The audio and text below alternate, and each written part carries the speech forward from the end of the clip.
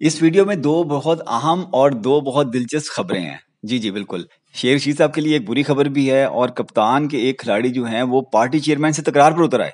जी, जी, जी, बिल्कुल ऐसा ही हुआ है। इसकी तफ़सीलात मैं आपसे शेयर करता हूँ ज़रा आगे चल के। पहले ज़रा मैं आपको एक दिलचस्प खबर से आगाज़ करते हैं। खबर कुछ यूँ है, जियो ने इसे बेसिकली रिपोर्ट किया है और ग़ालिबन ये जियो का ही कैमरामैन उस वक़्त वहाँ मौजूद था जब ये हुस्न-ए-इत्तफ़ाक हुआ और कहाँ पर हुआ? हसन नवाज़ के दफ़्तर के बाहर। हाँ जी, हसन नवाज़ के दफ़्तर के बाहर ये हुस्न-ए-इत्तफ़ाक इस तरह हुआ कि नवाज़ शरीफ़ की आमद से पहले वहाँ पर कुछ हल्की-फुल्की सिक्योरिटी की वजह से वहाँ पर उन्होंने सड़क को किया हुआ था ब्लॉक।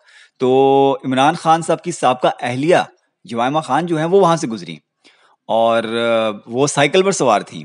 तो इन लम्हात को जियो न्यूज़ के कैमरामैन ने महफ़ूज़ किया। तो उसने ग़ालिबन उनसे बात करने की भी कोशिश की लेकिन उन्होंने बातचीत नहीं की। वो जुमाइमा साहिबा जो हैं वो साइकिल से उतरी, उन्होंने चंद लम्हे चुपचाप सूरत हाल का जायज़ा लिया और फिर वो मतलब चलती हुई वहाँ से आगे चली गईं। तो ये एक ज़रा दिलचस्प इंटरेस्टिंग सिचुएशन थी कि नवाज़ शरीफ साहब के ऑफ़िस के बाहर जो हैं वो इमरान खान साहब की साबका अहलिया पहुँच गईं।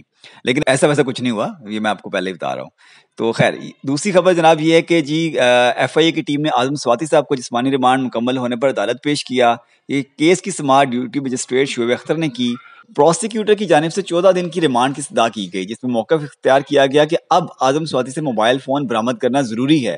प्रोसिक्यूशन के वकील की जानिब से आज़म स्वाति का ट्वीट पढ़कर अदालत में सुनाया गया। वकील बाबर अवान ने आज़म स्वाति का मोबाइल फ़ोन अदालत में ही मंगवा लिया। अब ये देखें ना, कल मैंने कहा भी था कि अगर उन्होंने घर से बाहर फेंक दिया तो फेंकने की क्या ज़रूरत थी? मतलब किसी और के हाथ लगे तो और मसला हो जाता, तो बेहतर था कि उसमें से जो भी आपने डाटा अपना पर्सनल है उसको आप साइड पे कर लेते, बाकी उनके हवाले कर देते। तो खैर जनाब आज़म स्वाति साहब को उन्होंने कुर्सी पर खड़ा करके उनकी टांग और पाँव की उँगली का ज़ख्म जज को दिखाया और कहा कि मेरे मौक्कल की पाँव की उँगली टूटी हुई है।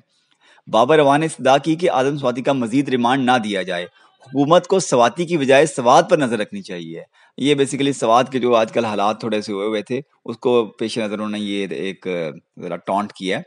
तो खैर उसके बाद जनाब अदालत ने 1 रोज़ का जिस्मानी रिमांड देकर आज़म स्वाति साहब को यानी कि मुल्ज़िम को कल दोबारा पेश करने का हुक्म दिया है। तो ये वीडियो जब आप देख रहे होंगे तो मेरा ख़्याल है कि वो आज उनको दोबारा पेश किया जाएगा। अच्छा जी, आज़म स्वाति साहब जब वहाँ से बाहर निकले तो उन्होंने मीडिया से गुफ्तगू की और उन्होंने कहा जी राना सनाउल्लाह और डीजी एफआईए मेरे मुल्ज़िम हैं। एफआईआर काट कर उन्होंने मुझे दूसरे इदारे के हवाले किया। उनको मैं आईनी तौर पर सामने लाऊँगा। ये सवाल मुझसे कर रहे हैं कि सेनेटर सैफुल्लाह का दिफ़ा क्यों किया?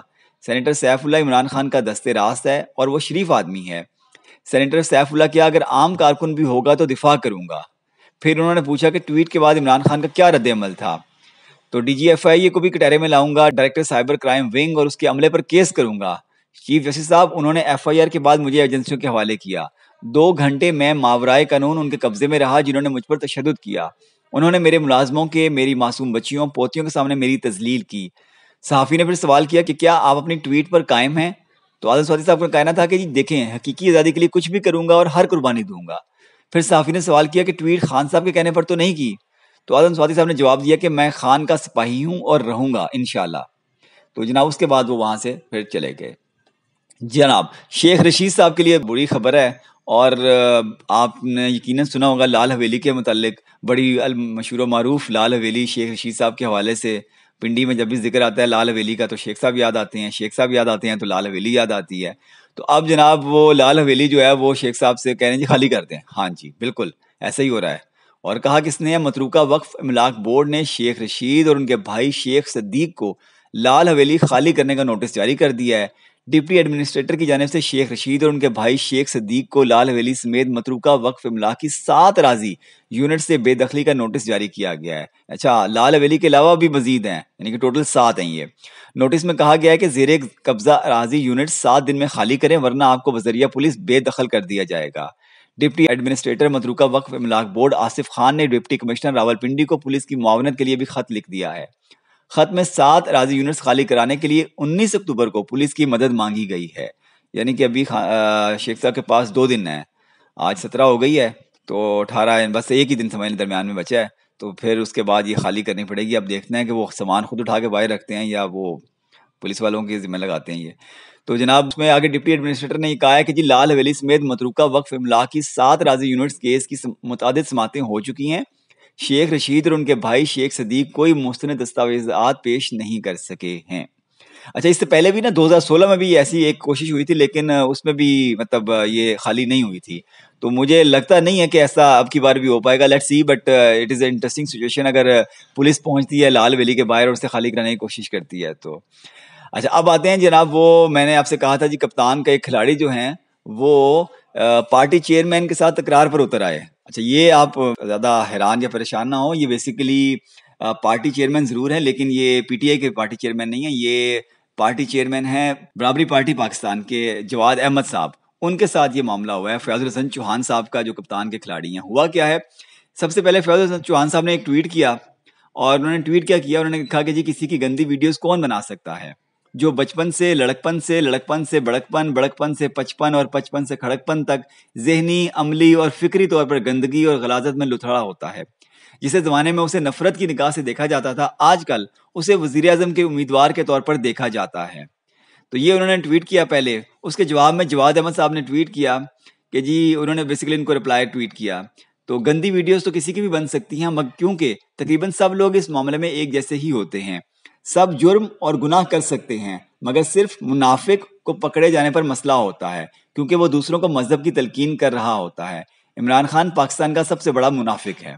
अच्छा, ये अब जनाब जवाद अहमद साहब ने उनको ट्वीट किया, तो ये फयाज साहब भड़क उठे। उन्होंने आगे से जवाबी ट्वीट किया, अहमद जवाद। अच्छा, अब ये उन्होंने ना अहमद जवाद लिख दिया। ये बेसिकली अहमद जवाद साहब जो हैं मरकजी सेक्रेटरी इत्तलात होते थे एक ज़माने में पीटीआई के, तो वो फिर तौबा ताइब होके अब नून लीग में आ चुके हैं, तो उन्होंने गलती से उनका नाम लिख दिया, शायद उनके ज़हन में वही बैठे हुए थे। तो जवाद अहमद साहब को बेसिकली वो एड्रेस कर रहे हैं कि 2 गाने गाकर और लाहौर में 4 रक्षों के पीछे बैनर लगवा कर कोई हीरो और लीडर नहीं बनता। तुम्हारे जैसे घटिया, गलीज, एहसास कमतरी के शिकार, फ्रस्ट्रेशन से हमकनार और अवाम की तरफ से बेतनाई के हामिल शख्स की इमरान खान पर तनकीद ऐसे है कि कहाँ ये राजा बोझ और कहाँ पे गंगू तेली। अच्छा, ये वाला जो फिक्र है ना, ये फयाजुल हसन चौहान साहब की ना बेशतर ट्वीट्स में या उनके तकरीरों में या उनके टीवी प्रोग्राम्स में ये वाला आपको ज़रूर मिलेगा।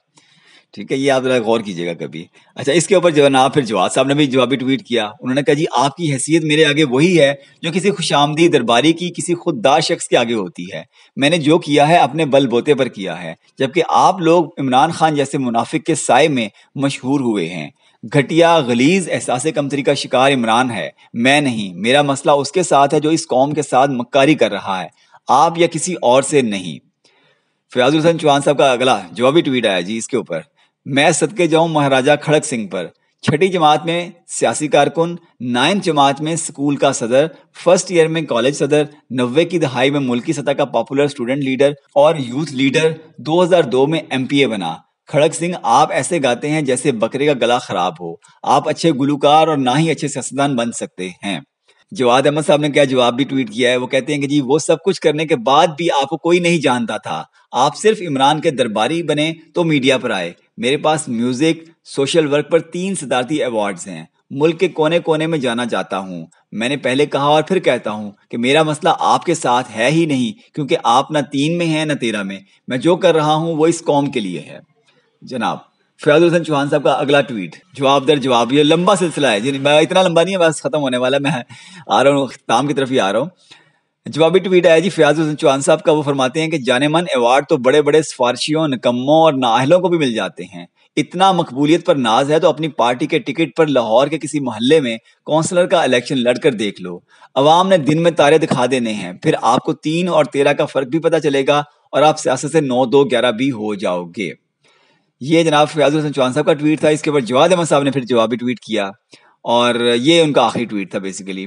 और उन्होंने कहा जी, अवाम अनकरीब आप सबको रद्द करेगी। आप न्यू लिबरल मईशत को पाकिस्तान में राइज करना चाहते हैं, जिससे गुर्बत और बढ़ेगी। अवाम उस वक्त सिर्फ बराबरी पार्टी की तरफ आएगी, फिर इस मुल्क की अमीर अशराफिया और आम लोगों का मुकाबला होगा। इमरान को पहले कोई वोट नहीं देता था, फिर फौज के बूट पॉलिश किए और मीडिया पर अरबों रुपए लगाए तो इक़्तिदार मिला। इसके बाद जनाब फयाजुल हसन चौहान साहब ने आगे से कोई जवाब नहीं दिया। तो ये सिलसिला जो है ना, ट्वीट, जवाबी ट्वीट दर ट्वीट का यूं यहाँ पर इख्तिताम पजीर हो गया, और हमारी वीडियो भी आज की यहाँ पर इख्तिताम पजीर हो रही है। इंशाल्लाह अगली वीडियो में मंसूर अली खान साहब जो हैं वो जो कल इलेक्शन हुआ था, ज़िमनी इलेक्शन, उसके जो नताइज हैं उसके ऊपर एक अपना सियासी जो तजिया हमारा पेंडिंग था, मेरा ख्याल में बड़ा ज़रूरी है वो इंशाल्लाह आप देख सकेंगे। तब तक के लिए इजाज़त दीजिए। अल्लाह हाफिज़।